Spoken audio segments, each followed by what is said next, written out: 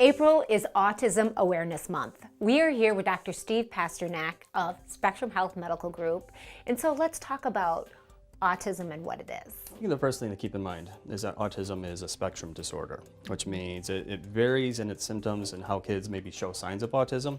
Some kids are very significantly impacted where they may have fairly severe social communication problems, repetitive behaviors, things like that. And other kids are very mildly impacted and maybe are a little quirky in how they interact with people and have very specific interests that they like to talk about. So let's talk a little bit about the assessment and the diagnosis. So the American Academy of Pediatrics really recommends that we screen for autism anywhere between 18 and 24 months when an MCHAT, which is one of these tools that a pediatrician uses, maybe screens positive, then a pediatrician will typically refer to a clinic or a psychologist or a specialized physician at that point.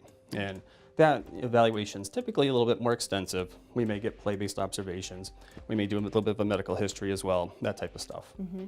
So after there is a diagnosis, what are your recommendations to parents and to families as a whole? So the rule of thumb is intervene early and often. So we want to make sure that kids are getting into a good school program. We want to make sure that they're receiving speech therapy if they're exhibiting any speech delays, maybe occupational therapy if they're exhibiting any sensory delays, and typically some type of behavioral therapy to help with their social communication skills, that type of stuff. Maybe you do not have a child with autism or know anyone. What are some really important things to keep in mind? So kids with autism can have as good a quality of life as anybody else. Maybe they're a little quirky, maybe they look at the world a little bit different, but these are kids who are fun. They like to have relationships at times. They like to do a lot of the same things that other kids without autism like to do as well.